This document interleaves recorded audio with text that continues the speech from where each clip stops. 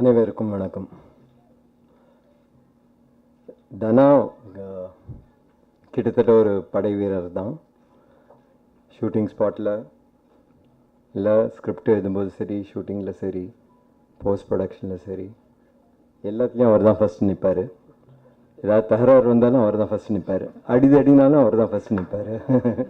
So அவர் படத்துக்கு படை வீரன்னு பேர் வச்சதில் எனக்கு ஒரு இதுவே இல்லை, வியப்பே இல்லை.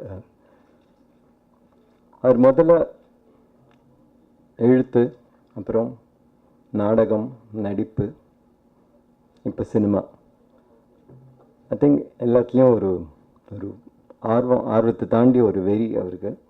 ஸோ அது நான் நேராக பார்த்துருக்கேன். இங்கே வந்தபோதும் ட்ரெய்லரில் பார்த்தா தனா டான்ஸ் ஆடிட்டுருக்காரு. போலீஸ் ட்ரெஸ் போட்டு டான்ஸ் ஆடிட்டுருக்கா நம்ம தானா. ஸோ எதுலேயும் போட்டுதான் இல்லை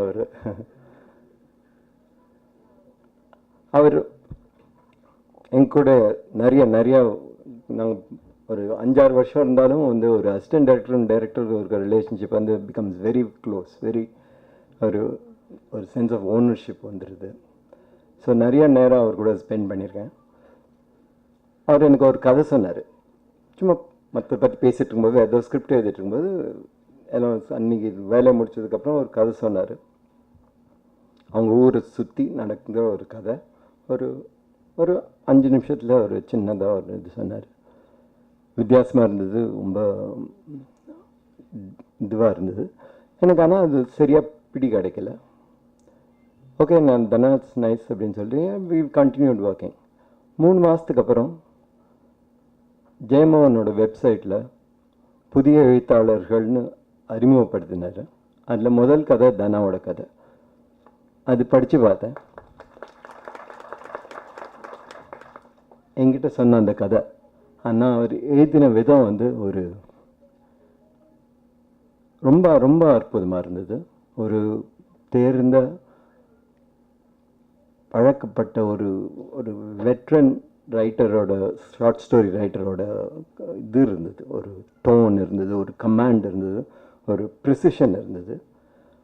அது படிக்கும்போது ரொம்ப ரொம்ப பிரமிப்பாக இருந்தது, ரொம்ப சந்தோஷமாக இருந்தது. அட, நம்ம ஆள் இப்படி பண்ணிட்டார் பாரு அப்படின்னு ஒரு சந்தோஷம் கூட வந்தது. இப்போது இங்கே நிற்கும்போது இந்த படை வீரன் ட்ரெய்லர் பார்த்தும்போதும் சரி, படம் பார்த்ததுக்கப்புறம் அதே பிரமிப்பு, அதே சந்தோஷம் வருங்கிற நம்பிக்கையில் தான் இங்கே இருக்கேன். தானோ all the best to the entire team. எல்லா டீம் ஃபுல்லாக கிட்டத்தட்ட எல்லாம் எனக்கு பழக்கப்பட்டவங்க, எல்லாம் நாங்கள் சேர்ந்து வேலை செஞ்சவங்க. ஸோ எல்லாமே ரொம்ப ஃபெமிலியர் ஃபேஸஸ், ரொம்ப familiar practices. So I wish all of them the very very best. And இங்கே பாரதி ராஜா சாரை ரொம்ப மிஸ் பண்ணுறோம்.